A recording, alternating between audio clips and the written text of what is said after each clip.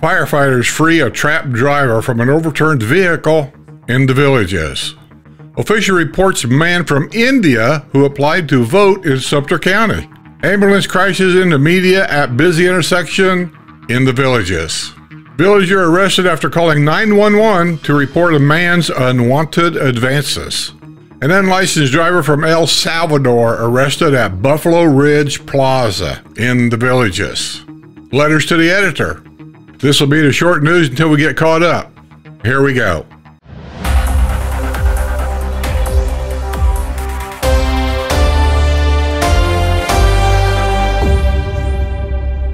Hello everybody, welcome to the news. I gave a little bit of an insight here not too long ago that because of doctor appointments and different things that I was getting really behind on the news. So I'm going to start throwing up probably shorter news here and there, no particular order, to try to help get caught up a little bit.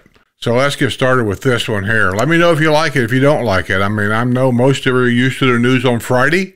This will be a little different. It'll be quick and kind of easy, and I'm going to throw a lot out there. So you're probably not going to see any holes in ones of golf on these shorter video clips. I may put a letter to the editor once in a while, but it's not going to probably be anything regular. We'll see how it goes. But it ain't going to be for very long either. It's just until I get caught up. Firefighters freed a trapped driver from an overturned vehicle late Friday afternoon in the Villages. The gray Toyota Camry overturned in a single vehicle accident at about 5 p.m. on El Camino Real near the Savannah Center. The top of the car was removed in order to extricate the driver from the vehicle. The driver was transported by ambulance to Ocala Regional Medical Center. The reason why they always go to Ocala is because the Villages does not, and I repeat, does not have a trauma center, and Ocala has one, and that's why they sent him up there. The Villages Public Safety Department was on the scene of the crash. The Sumter County Sheriff's Office and the Villages Public Safety Department responded to the scene. The investigation into the crash has been turned over to the Florida Highway Patrol. The crash also knocked out a palm tree. Oh no! It killed one of our palm trees! Stanage Tree Services was summoned to the scene to remove the dead tree. Here's a story in Sumter County, voter fraud, or attempted voter fraud. A local election official reported a man from India who applied to vote in Sumter County, resulting in a man's arrest on a voter fraud charge. The name will be in the picture. His last name's Patel. I think all of them have a last name of Patel. It's probably like Smith is in America. So we'll just call him Mr. Patel. 59, who lives in the Triumph Development in Wildwood, was arrested Tuesday on a warrant charging him with voter fraud. Patel apparently applied for voter registration with the Sumter County Supervisor of Elections office. He later used the voter registration card when he went to apply for a driver's license at the Sumter County Tax Collector's office. Patel apparently applied for voter registration with the Sumter County Supervisor of Elections office. He later used the voter registration card when he went to apply for a driver's license at the Sumter County Tax Collector's office. What's going on there? The tax collector's office sent a copy of Patel's permanent resident card to the elections office, prompting Supervisor of Elections Bill Keene to launch the investigation. The local complaint was forwarded to the General Counsel for the Florida Department of State in Tallahassee. Patel is facing a felony charge of fraud. He was booked at the Sumter County Detention Center and released after posting $2,500 bond. Released. What a joke. There have been a number of voter fraud cases in Sumter County, and that's true. And some of them have been right here in the Villages, village residents. In January, 33-year-old Stevie Taylor Elizabeth Baker of Wildwood pleaded no contest to a charge of voter fraud. She was placed on probation for 1 year in order to perform 100 hours of community service. A number of villagers were charged with casting more than one ballot in 2020 election, but all escaped with light sentences, which consisted primarily of civic classes.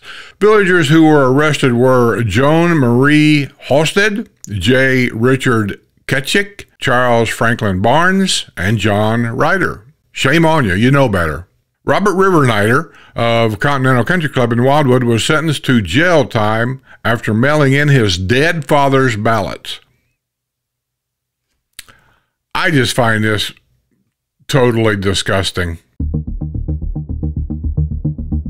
A village's public safety department ambulance was involved in a crash Friday morning at a busy intersection in the villages. The ambulance was headed east on County Road 466 at 11:49 a.m. when the female ambulance driver attempted to make a U-turn at County Road 466, according to the Sumter County Sheriff's Office. The wheel locked up on the ambulance and it crashed into the median, hitting a pole and the back of a truck. There were no injuries to the ambulance crew or the man driving the truck. That's weird. The wheel locked up? She's mean the steering wheel? The front axle? Sometimes these news reports aren't very clear. A villager was arrested after calling police to report a man's unwanted advances. Leslie Gwen McClure, 49 of the village of Palo Alto, was at the Ramshackle Cafe in Leesburg on Thursday evening when she called 911 to report a possible sexual disturbance. Let me repeat that. A possible sexual disturbance. I have no idea what that would even be, according to the Rush Department, Leesburg Police Department. I only want to say one thing about what I read so far. Ramshackle's Cafe, I like it. I've been there several times. Every time we have to go to Leesburg for whatever the reasons are, I'll go with Sue, knowing that on the way home, I'm stopping at Ramshackle's. That's the only reason why I go. It's just a small, little, local cafe, bar kind of thing, but I like the atmosphere. I like the food. I like the servers there. The servers can take a joke. It's a fun place. I enjoy it. Parking there can be a problem. I'll let you know right up front. A second call came into dispatch about the same.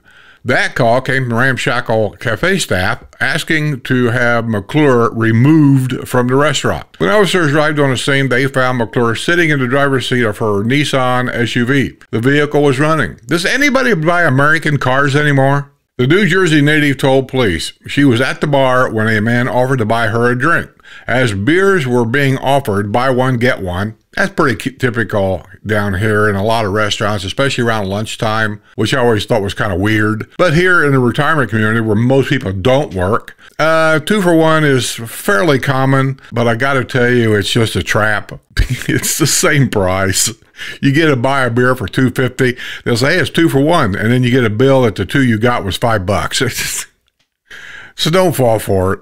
They began drinking together. But McClure became uncomfortable when the man made inappropriate comments. She told the man she was going to the restroom, and that's when she called 911. She told the dispatcher the situation was unsafe. Ramshackle staffers told police McClure probably had 3 beers while at the bar. Officers spoke with McClure, and it became increasingly clear she was intoxicated. She was told that she would need to get a ride or call a taxi, and that she was in no condition to drive. She was told she could lock up her vehicle, but could not drive it.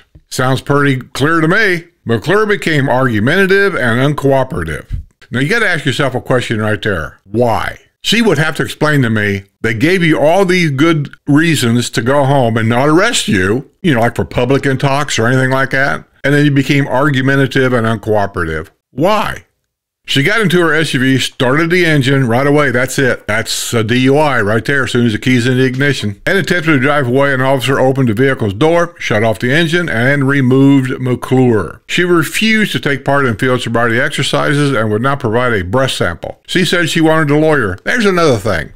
Police officers don't have to provide you with a lawyer. Where do you get this stuff? You may have a right to a phone call, and under your other rights, you do have a right to be represented. But the police or the police department doesn't have to provide you with a lawyer. She was arrested on a charge of driving under the influence. She was booked at the Lake County Jail and released after posting a $1,000 bond.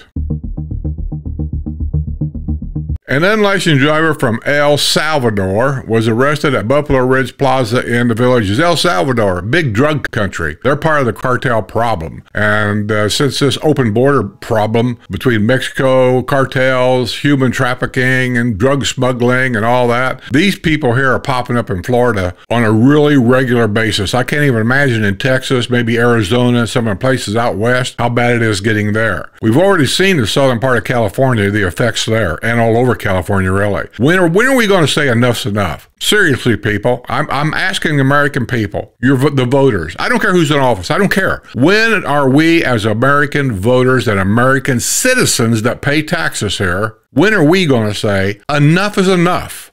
Jose Manuel Ramirez, whatever that last name is, I don't know. His name will be in the picture. 24, of Summerfield, was driving a red GMC pickup shortly before 9 p.m. Thursday at the shopping plaza when a Sumter County Sheriff's deputy noticed that the pickup had inoperable taillights. During a traffic stop, Ramirez, whatever, handed the deputy his El Salvador passport. I don't get this passport thing. And admitted he does not have a driver's license. A check confirmed he does not have a driver's license in any United States state. He was arrested on a charge of driving without a license and issued a warning for the inoperable taillight. He was booked at Sumter County Detention Center and released after posting a $500 bond. Look at this guy. People, mothers, young ladies out there that's thinking about getting married and having a family, look at this guy.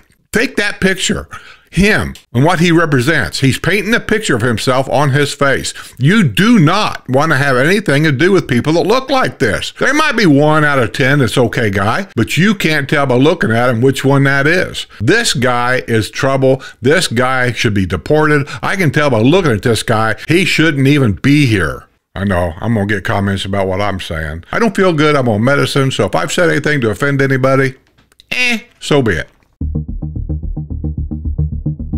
Let's do one quick letter to the editor on this. To the editor, I read with interest the complaints about the golf courses. Playing devil's advocate here, these courses are overused immensely, especially when the snowbirds arrive. Yes, they are. They complain about the village's courses, which are open and abused all year long, and in the same breath mention how awesome the courses up north are wonderful. The village's courses get used year-round, while the courses up north get 6 to 7 months of rest. On top of that, residents south of 44 don't have enough championship executive courses yet, so they come up to the northern courses. Not blaming them, just saying the courses north of 44 are having more use, and with the wacky weather, the courses are suffering. Let the whining begin. That's sent him by Virginia Jacobs from the village of Tamarind Grove. She's right.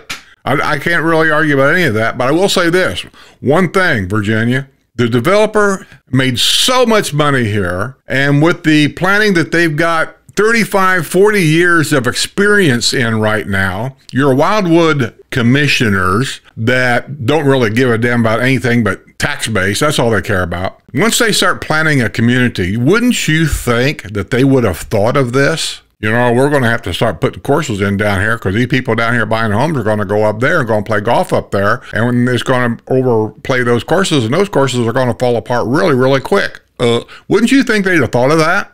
So I put a lot of this blame on the design, the designing timetables, and Wildwood's commission for allowing a lot of this to even happen. Those are the ones that are actually in control. We are not. We just buy homes here and play and do whatever is here to play and do. They are in charge, and they are doing kind of a piss poor job in a lot of ways.